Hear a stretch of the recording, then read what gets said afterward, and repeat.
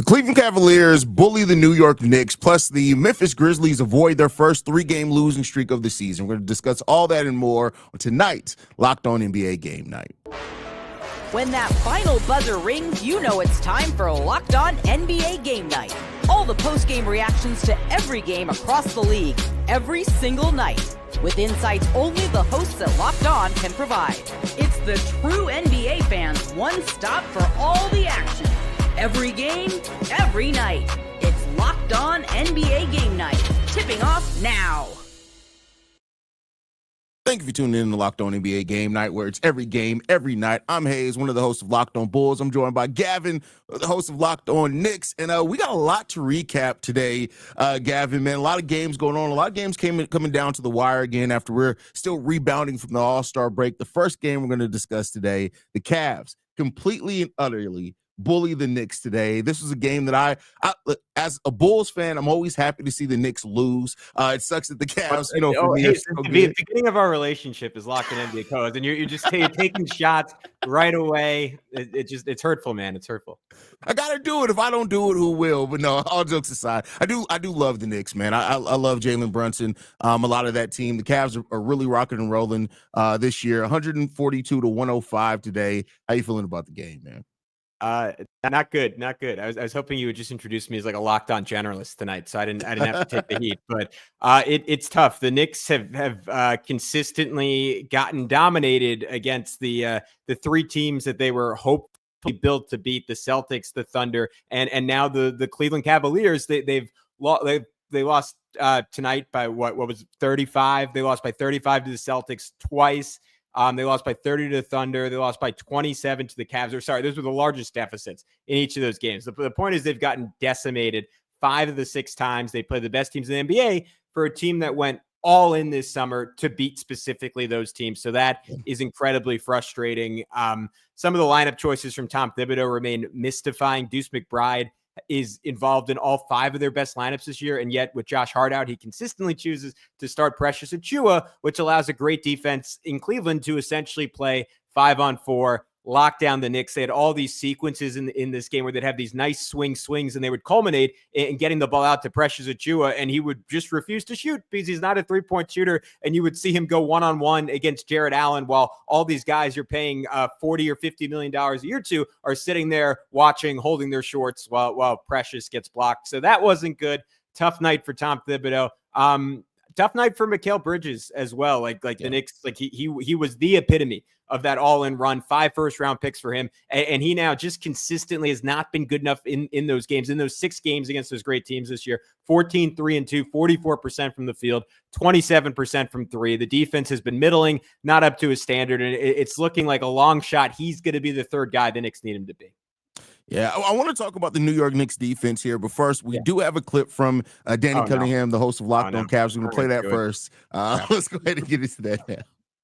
Danny Cunningham here at Rocket Arena after the Cavs beat the New York Knicks 142-105. Let's talk about this one for 94 feet. This was one of the most dominant wins that the Cavs have had this entire season. They didn't necessarily start the game great.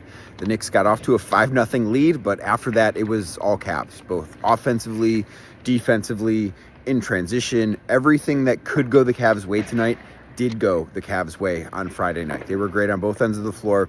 They continue to look really good defensively since they've acquired DeAndre Hunter. Again, that was the case tonight. Hunter had a really nice game off the bench. Thought Donovan Mitchell was awesome in this one. He had 27 points on just 15 shots. Evan Mobley had another really strong game. He had 21 points. I think that he and Mitchell were probably the 2 best players on the floor in this one, and they just outclassed New York. I don't think that the Knicks are on the same level as the Cavs and OKC and Boston, and I just think that this game was a reminder of that, and I do think it was a nice look for the Cavs to just have this absolutely dominant performance on national television. Now, they will follow it up with another nationally televised game on Sunday night at home against the Memphis Grizzlies, and I'll talk to you after that one. All right, Gavin. So he talks about, much like you did, as far as how the Knicks stack up against the other top teams in the NBA. One of the things that have been kind of overarching this season is waiting on the return of Mitchell Robinson. How do you feel the return of Mitch is going to help this team, especially for the playoffs, so they can get him back kind of in gear and in rhythm by then, especially for that defense of the Knicks? Yeah, so I think it's challenging because their big investment in this summer was obviously Karl Anthony Towns, and specifically you go get Karl Anthony Towns to play him at center because you think your offense is going to be so incredibly good in that scenario that it overcomes a defense that has two clear weak points in between him and Jalen Brunson, and that it has been the case against every team that is not the Cavs, the Celtics, and the Thunder. It has not been the case against those three teams, unfortunately. And then your defense is getting lit up. And then, unlike in past years where the Knicks could always fall back on that defense, you're getting killed on both ends of the floor. But to your question, it is just how much can you play Mitchell Robinson given that reality? Maybe they try to go to a template that was similar to the Gobert Cat pairing a year ago that was so good and did get Minnesota to a Western Conference Finals and a lineup that they competed with the Boston Celtics. I just have my doubts, given the Knicks' offensive struggles when they're 5 out, that they are going to have enough shooting to survive that way. But at this point, it might be their only pathway. And you do have Mitchell Robinson, even though he is a very limited offensive player, he does have specific strengths. He's been a little worse in past years, but did set the NBA's all-time field goal percentage because he's so good around the rim. Is probably the league's best offensive rebounder. And to your point, is a special defender when he's fully healthy. Had the Knicks as a top 10 defense last year, those first 20 games before getting hurt. I thought he was performing like an all-defense type guy. Shut down Joel Embiid in the playoffs before Embiid injured him and ended his season and most of his next one. So I think Mitch will make a big impact. I just struggle to see a way he gets on the floor for more than, 17 minutes a game. And that may be, what's best, especially with him coming back from injury. The thing that, of course, with a Tom Thibodeau team, we had Tom Thibodeau for a long time, is always worried about how much he plays his starters. Now he has been going, into the bench more than I expected. And how much of that is a worry for you that you just may run out of gas as well by the playoffs?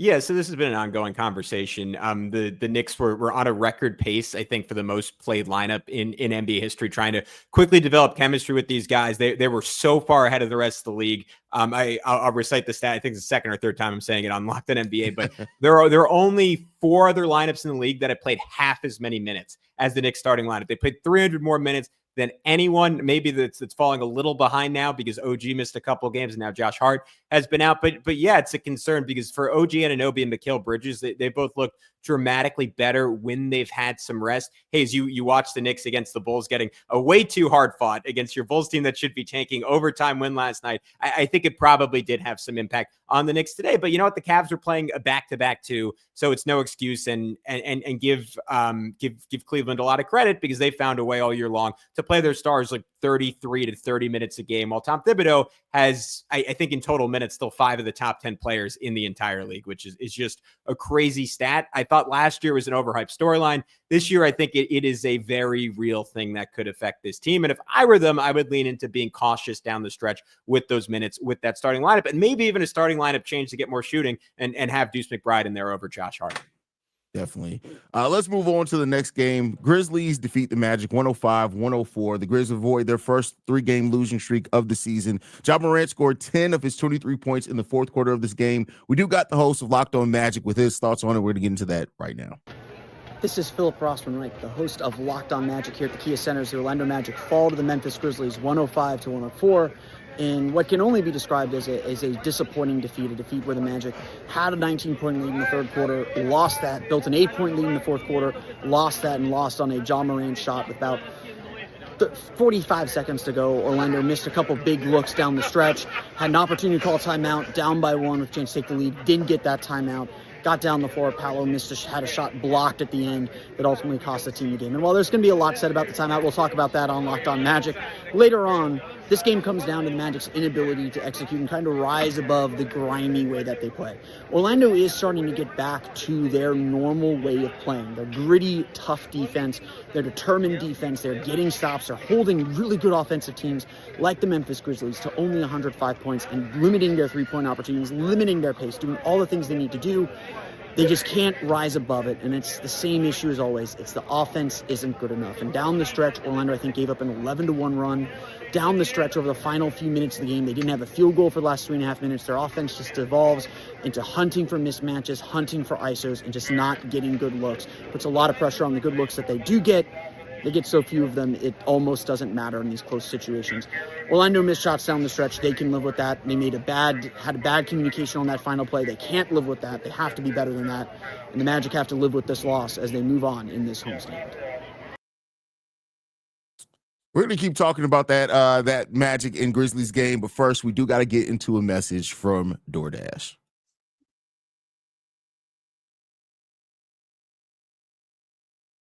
NBA fans, get ready. They swoosh, you save. Thanks to Dash Pass, every time a player drops 50 or more points in a game, you score a huge deal the next day. It's simple. When any player scores 50 or more in a game during the 2024-25 NBA regular season, Dash Pass members get 50% off an order, up to $10 off the next day from noon to midnight. Here's how to take advantage of the deal. After an epic 50-point performance, celebrate by ordering wings, pizza, or burgers from your favorite spot.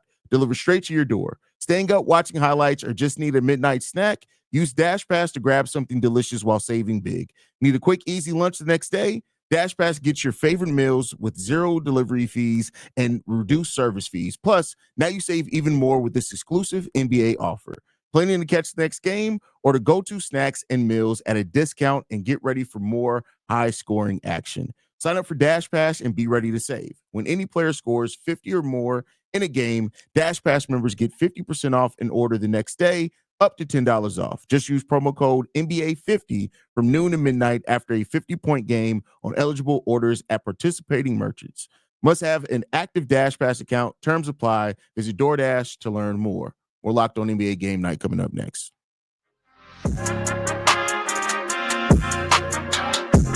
All right, Gavin. So we already heard from the host of Locked On Magic on that one. The question I want to throw to you real quick on this one is the Magic were able to stay towards the top 4 to 5 in the East while they were missing key players. Franz was out. Paolo was out. They've since slipped now that they've gotten those two guys back. Do you think this is something that the Magic can regain their footing back in the Eastern Conference? Or do you look at this as kind of this is just where they're going to be in the season? They're going to have to go through the play-in to make the playoffs.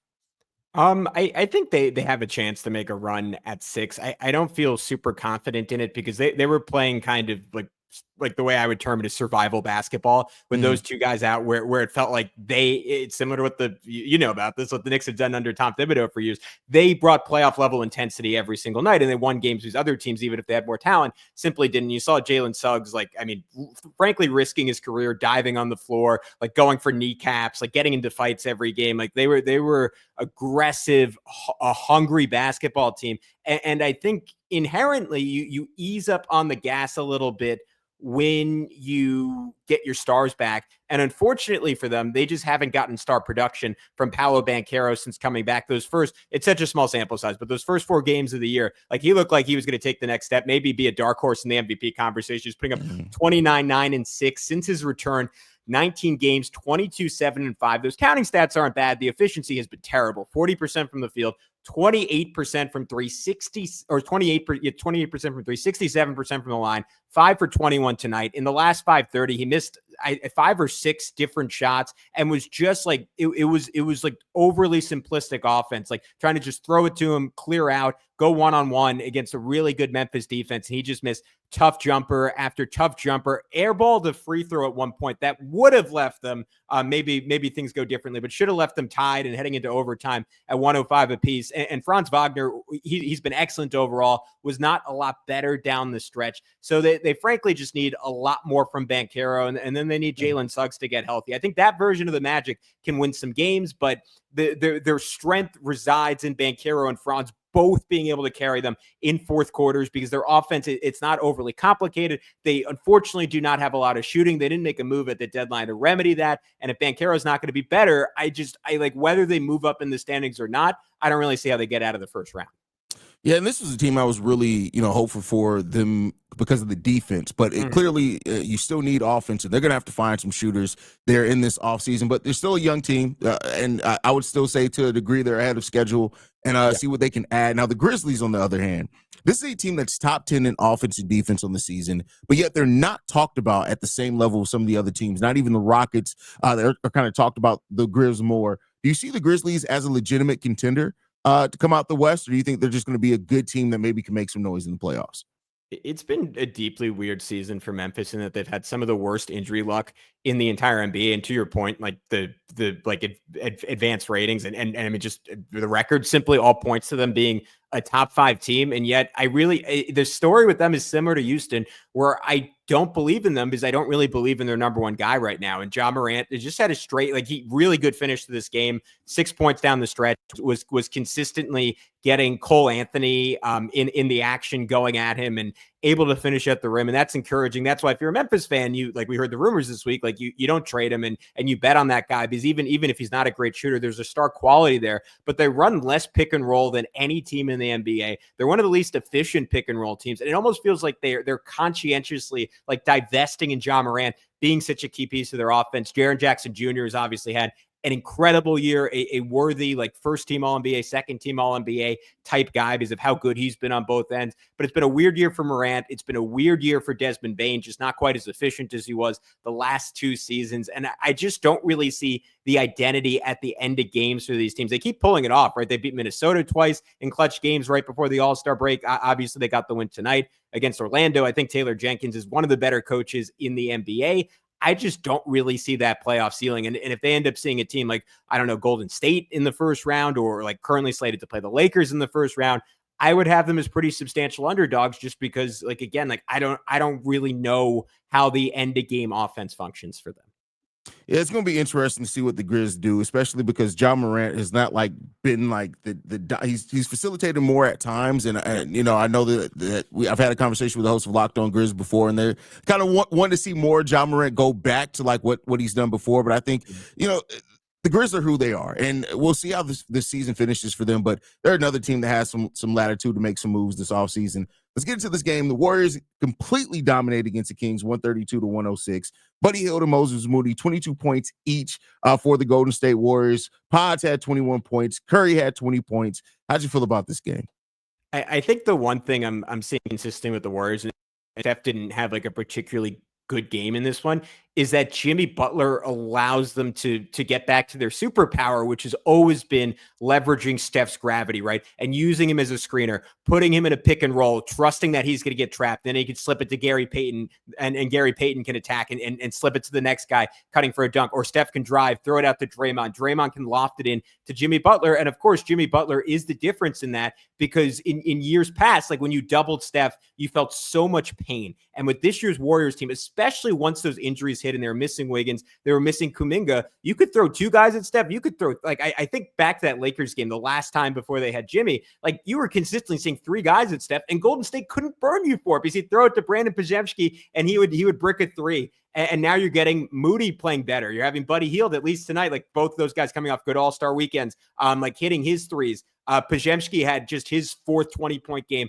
of the entire season. And I think so much of that is that there are 2 guys on the floor you have to pay attention to. You have Draymond as that connector, and all those role guys, just like they were at the beginning of this year, are in their proper slots instead of being asked to do too much. And it'll only get easier, I think, once Kuminga comes back. So I'm really encouraged by the Warriors, 4-1 now since the trade. They've been playing fantastic basketball. Yeah, Jimmy Butler, I had some questions and some doubts about what he would bring to this team, but he's fit right in for the most part, averaging 21 points in this time with the Golden State Warriors, and he just fits into what that team's going, and they have that team full of vets that just understand how to play basketball. They're well coached, and since Jimmy's gotten there, they moved from being outside of the play-in to now the 9th seed in the Western Conference, and they keep pushing this thing farther. How far up the standings do you think the Warriors can make it when it's all said and done? Yeah, that's the question. And look, the play-in like feels like the floor at this point, especially with Wemby unfortunately being out for the year. I don't really see where they fall off. They're currently 2.5 games back of the Clippers, 5 of the Lakers. I think the 6th seed is probably the ceiling. I really like the way the Clippers are constructed at this point. Like it just doesn't, they almost seem to be a little less than the sum of their parts, but I trust Ty Lue over time to incorporate all that depth, but I don't think it's unrealistic at all. They get up to 6th with LA being so inconsistent, with Dallas obviously like fighting gamely, as we'll talk about, but dealing with all the injuries, in Minnesota, as we'll get into, like just consistently losing close games and fighting through injuries of their own. I don't really see how they get higher than that. But you know what? If they get to 6, that is absolutely a win for Golden State. Absolutely. If you can get up to 6 and avoid the play-in for Golden State Warriors, considering the up and down nature of the start of their season and where they were before they made this trade, I look at that as a complete win. And I think that this team is just tough, and sometimes you just need that toughness to get far. I don't know how far they'll make it in the playoffs yet. I want to see a larger sample size. But as of right now, the trade for Jimmy Butler is more than paying off, and it seems to be the exact shot in the arm that team needed.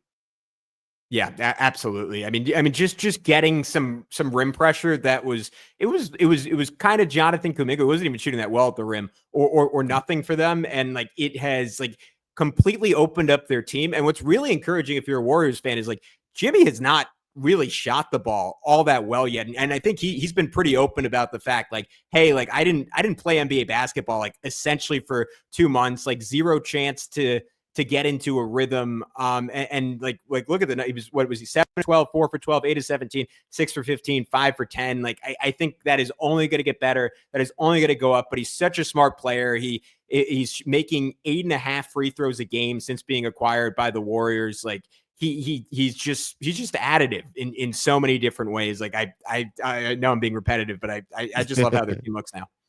Facts. That's 100% truth there. Next up, we're going to be talking about the Jimmy Butler's old team, the Miami Heat, getting an overtime win over the Toronto Raptors. But first, got to get to a message from FanDuel.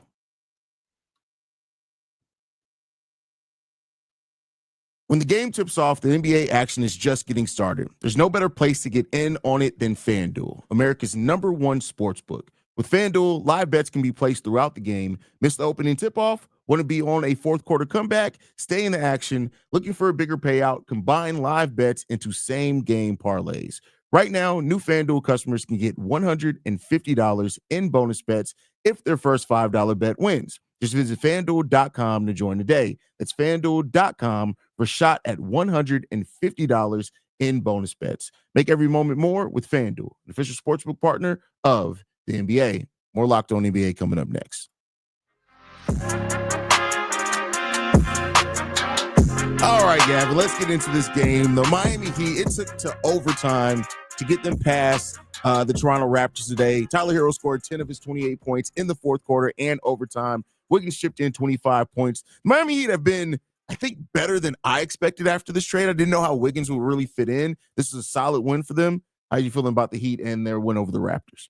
Yeah, I think you used exactly the right word, solid. Like they were playing pretty good ball. I think a lot of it could be attributed to Eric Spoelstra finally deciding to trust Kel'el Ware, and know he had a little bit of a wall before the All-Star break. He was playing just like exceptional basketball, and that boosted them. But like, look, they didn't have Jimmy anyways, and now they turned him into 3 guys in Davion Mitchell, who had his second best scoring game of the season with 16 points. This one, Andrew Wiggins, who was masterful, 25, 8 and 2, 9 and 19 from the field. He was really good. And Kyle Anderson, who can all contribute. And now it feels like that classic Heat team where just every guy they put out on the floor can hold their own defensively, has a level of toughness. It feels like against your team, every single shot is falling in. They win these close games because you just always have an advantage there with Eric Spoelstra. And like their classic Heat, they just don't really have that ceiling because there is not a Jimmy Butler on this team. And as much as Tyler Hero has been excellent and was a deserving All-Star and was great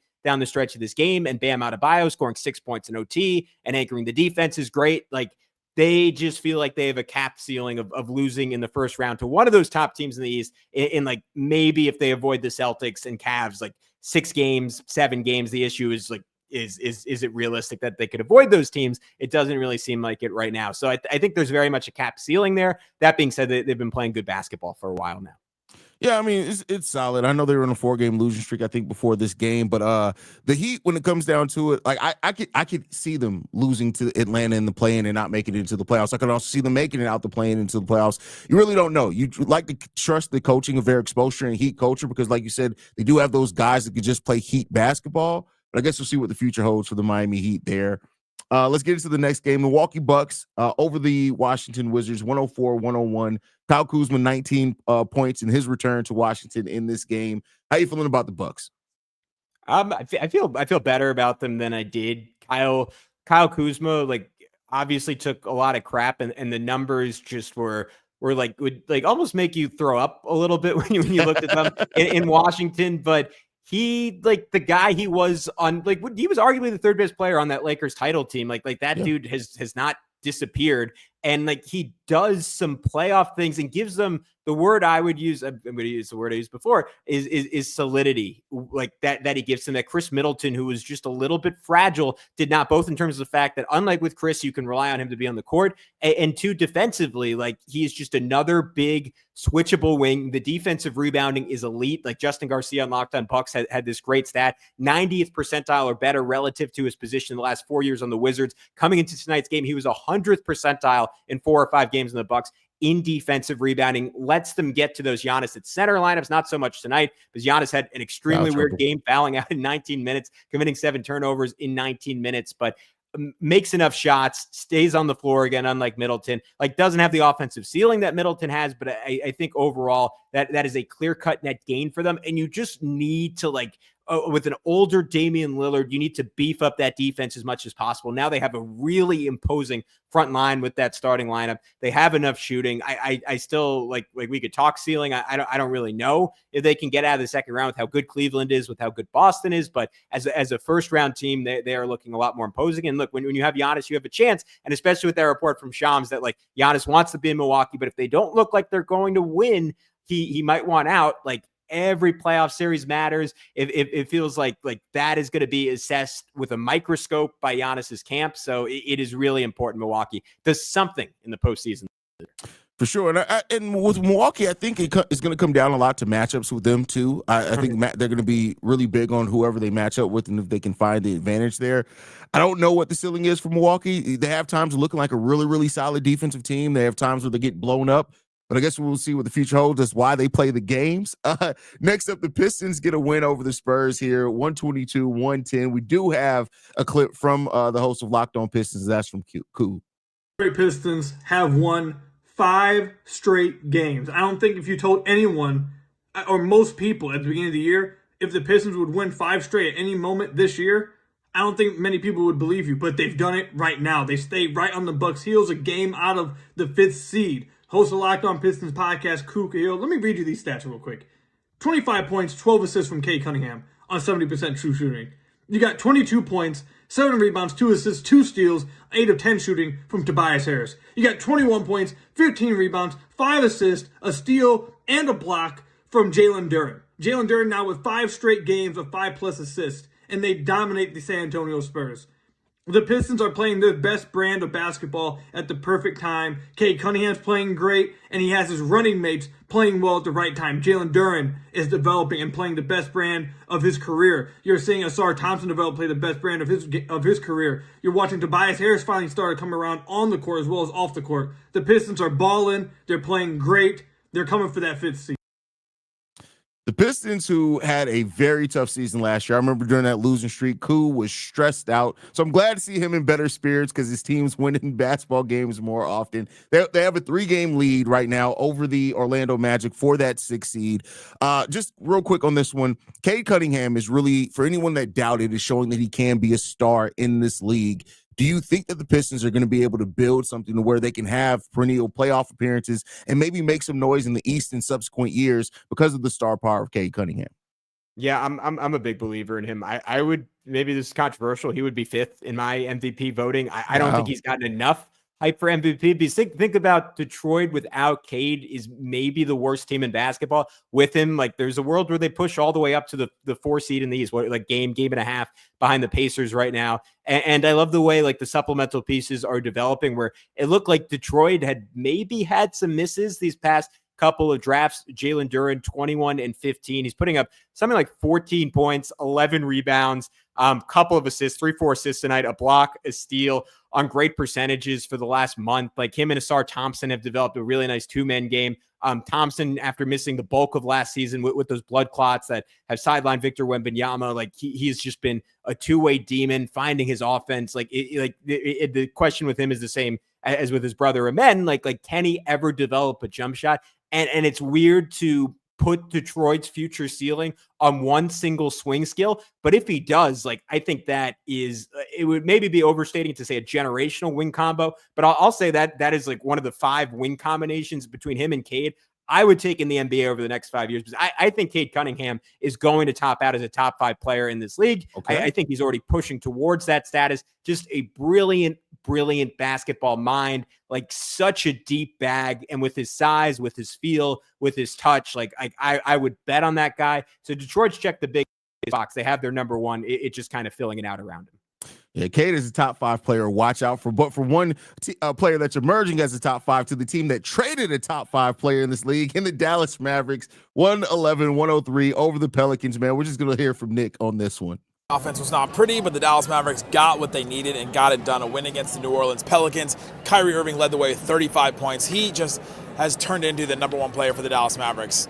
Why would he have to do that? Why would he have to become the number 1 player? I don't know. But he has. He's really stepped up into that role, been a leader for the Mavericks off the court and on the court. He was getting them buckets when they needed. There was a moment in the fourth quarter where the Mavericks hadn't scored in 4.5 minutes, and Kyrie just stepped up, hit a pull-up jumper, and the Mavericks needed that bucket. They needed to get something anywhere that they could get it. And PJ Washington returns to action after an ankle injury. 20 points in the first half, 24 points total, 7 boards, 3 assists, 2 steals, and he just is great. They need his production. They need him to do all the little things that he does, to play center sometimes because of all the centers that are out for the Mavericks. They needed him in a big way. Max Christie, also a big game, 16 points on 7 shots, super efficient, and just gave him good minutes all around. They were plus 26 in the minutes that he played, absolutely dominated while he was out there. Najee Marshall, 15 and 10 against his old team as well. Great game for the Mavericks. Got it done. Get it done. That's the best way to put that. The Mavs just got to find a way to keep getting it done between here and the end of the season. Gavin, next up, the Rockets and Wolves, 121-115. The Wolves they keep trying to find their footing and they can't find it. Do you think they get in that rhythm before the playoffs, or the Wolves just who they are this season? This season's probably just going to end bad for them. I'm still a big. I feel like I've been way too optimistic on this podcast. There's been no criticism. I've been praising everyone, but I am still a believer in Minnesota. They had a brutal first half schedule. I think they went like a month and a half where they only played playoff teams. A bunch of those games were on the road. They have the second easiest remaining schedule in the NBA. Anthony Edwards has just been on a historic heater coming into this one. 3 40-point games in his last 5. Just barely missed hitting 40 tonight. Should have hit 40, but the Rockets, like, credit to Ime Udoka, because like the last time those two teams met, Ant just like rained fire on them. Something like 4 or 5 threes in the fourth quarter, deep 3 after deep 3. And Ime Udoka said, we might lose. We're not losing that way again. Relentlessly doubling Ant down the stretch. He beat it a few times, especially late in the third quarter, like getting to the rim, showing off that Euro step. But down the stretch of this game, like, he couldn't hit a shot, and his Minnesota teammates did not help him out. Jaden McDaniels missing 3 pretty wide open looks from 3, all of which could have given Minnesota a realistic chance down the stretch. But Julius Randle is back to practicing 5-on-5. He should be back pretty soon. And I think even more significantly, Dante DiVincenzo is beginning basketball activities. I'm hoping that means he's back before the playoffs, because to me, he is the swing factor on this team. They just desperately need someone playing off of Ant, that if you double off him, he's going to make you pay. After a terrible start to the year, he has finally started hitting shots. He was playing his best basketball when he went down. They were also missing Rudy Gobert in this game. I don't know why. I love the depth. I love Ant. I respect what they did last year, making the Western Conference Finals. Great win for the Rockets. But yeah, I still think Minnesota can be pretty good, and at the very least, a tough out in the West. We shall see. Last game of the night, the Thunder 130 over the Jazz 107. The Thunder just keep winning by historic margins. I mean, I think they are they have like the best point differential in NBA history or something like that. I think I read, like, they're just killing it right now. Just one quick thing, because this game, I mean, they're supposed to beat the Jazz. We rarely see the team with the best record win the title. Do you have the OKC Thunder right now as your favorite to win the NBA title this year? I finally get to be negative. I have the Boston Celtics as my favorite still. They are a unique team in NBA history in that they put out a starting lineup with no weak points offensively, no weak points defensively, and you could say the same thing for the Thunder. I am continuing to watch, even though the results have been great so far, something like 8-1 with Chet and Isaiah Hartenstein together. I'm curious if that is how they close games in the playoffs, and if teams can maybe make them pay. Again, it's not really a lack of spacing, but relative to a team like the Celtics, it is a lack of spacing. I'm wondering if you can make that offense a little claustrophobic, and then how they survive the non-Shea minutes, like who steps up in the playoffs. I don't really see the second guy that is a proven playoff second option. That being said, it probably will not matter in the West unless Nikola Jokic just has a historic series against them, because they're just so much better than all those other teams. They can always fall back on that historically great defense. Shea, obviously, clear-cut second best player in the NBA right now. He's extraordinary. Still has to prove it in a conference finals, in a finals. I believe in them up to the point that they play Boston. That's fair. I still have Boston too. I think Boston deserves to still be the favorite right now until they're dethroned, but it's going to be a very interesting playoff series because they're probably not going to come up against every team missing a key player in, on their rotation like last year, but it's going to be a fun playoffs nonetheless. Gavin, thank you for joining me. You have any last thoughts before we get out of here? No, this is a lot of fun, and I'm not proud of the New York Knicks tonight. And my feelings were hurt talking about them. I'll end on that. I apologize for taking this shot early. I had to, as a lifelong Bulls fan. It's been bred in me to hate the Knicks. But it's all good. It's all good. I actually like a lot of the roster. But thank you guys for tuning in, man. Make sure you guys are following us at Locked On NBA. Make sure you guys also go to LockedOnDaily.com where you can sign up for a daily newsletter from your favorite Locked On show. For Gavin, I'm Hayes. This has been Locked On NBA Game Night, and we'll see you guys on the next one. Peace.